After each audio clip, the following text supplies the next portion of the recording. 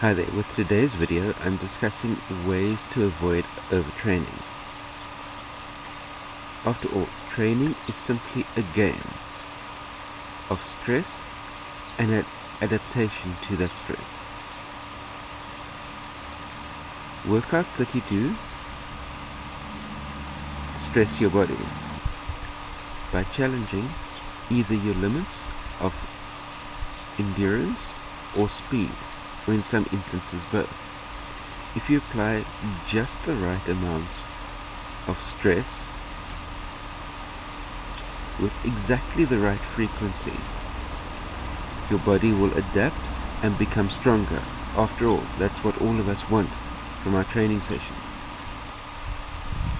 For example, when you perform a long workout, that will deplete your muscle and liver glycogen stores. So what happens is your body adapts in such a way to be able to store more glycogen over time. So which means that as you're getting fitter, so your body's systems to be able to store muscle and liver glycogen increases to be able to increase your ready energy reserves. As a result of this, your endurance levels increase. However, if you get this frequency of stress versus adaptation wrong, what happens is that your exercise stress hasn't got the sufficient amount of time to absorb into your system. You haven't given yourself the sufficient amount of time to adapt. By way of an example, every workout that you do will break down a certain amount of muscle tissue. What happens then is this breakdown of muscle tissue will trigger an inflammation response within your body. And this inflammation response is what ultimately repairs the muscle tissue that's been damaged. And what happens during this repair process is, because the body's expecting another similar type of stress to be coming again in the future, the repair process makes the muscle stronger than what it was before the stress. However, if your next hard workout happens before your body has had a chance to adequately adapt to the previous hard workout, all that happens is you're adding more muscle damage on top of the muscle damage that has happened before, and you have a negative training cycle where you're effectively, with each and every training session, breaking your body down. And if you continue to break your body down for long enough, you will eventually completely wear yourself out, and this is the state that people refer to as overtraining. However, the overtraining is what you have been doing all the way along to get you into that space. Remember, your body gets stronger during the rest/adaptation phase following your workout. Your body doesn't get stronger during the workout. However, at the same time, that doesn't mean that we can spend 24 hours a day, 7 days a week lying on the couch and we'll become stronger. The body at the same time needs the stress in order to be able to adapt, to be able to get stronger. But please bear in mind that, especially at the beginning, when you're starting out on a jogging program, trying to get fit, allow your body the sufficient amount of time to be able to recover and adapt to the training stresses that you have been doing. And the easiest way to achieve this is by training progressively. If you're just starting out, please take a look at the other video that I've got up here on YouTube about how to start jogging for the first time.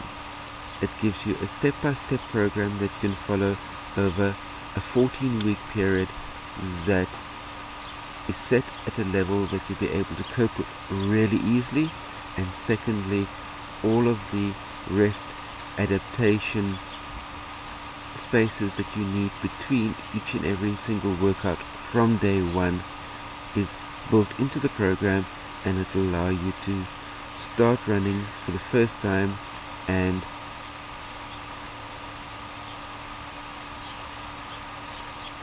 develop and progress at a rate that will allow all of the adaptation and prevent injury. If you are already a regular runner, then use the hard easy rule. In other words, no back-to-back hard days, no back-to-back hard workouts, but intersperse your high intensity days with easy days in between. In the future, I'll be doing a series of videos about how easy your easy days need to be, simply because what I see on a day-to-day basis amongst the athletes that I coach is many of them are still going way too hard on the easy days. And this is a lesson that I learned from the Kenyan runners. The Kenyan runners on their easy days go at a pace that will absolutely astound you that it's so slow. The third key element to bear in mind is to plan recovery weeks. With the training programs that I put together for triathletes, a normal training cycle for an athlete will be a 4-week cycle, a 4-week microcycle, in which you've got, within that 4-week microcycle, you've got 3 weeks of progressive increasing intensity, and the 4th week both intensity levels and volume cut down by 50% from week 3. So you've got a really specific recovery week as the 4th week in any 4-week microcycle. Some athletes that are training at even higher levels might need a 3-week microcycle where it's 2 hard weeks, 1 easy. But for the vast majority of athletes, I find that their bodies are able to adapt most efficiently to a 4-week microcycle, 3 weeks of build, 1 week of easy. And then after the easy week, your next build kicks in at the same level as where week number 2 was before. So again, recovery weeks planned. At the very minimum, you've got a 4-week microcycle where the 4th week is your recovery week. And finally, the 4th element to be looking at is listen to your body. Sure, you have your 4-week microcycles all planned out. You in week number 3, you've got a recovery week coming up next week, but you get up one day and you feel like you've been hit by a freight train. You've got absolutely no energy levels whatsoever. And that day on your training program happens to be a high intensity training session. What do? Very simple. Your body is trying to tell you that it is over fatigued. Your body is trying to tell you that on this day you need to insert a rest day into your schedule. And don't then, after your self-imposed rest day, by listening to your body, try to play catch up on that high intensity training session that you missed, because all that you'll be doing is overloading your system once again. So if your body is telling you that you need a rest day, take the rest day, and don't try and play catch up on the sessions that you've missed, because all that will do is it'll lead you to be doing too many sessions in too short a space of time, which will be leading to the over fatigue and overtraining. So those are my 4 key elements to be looking at as far as avoiding overtraining.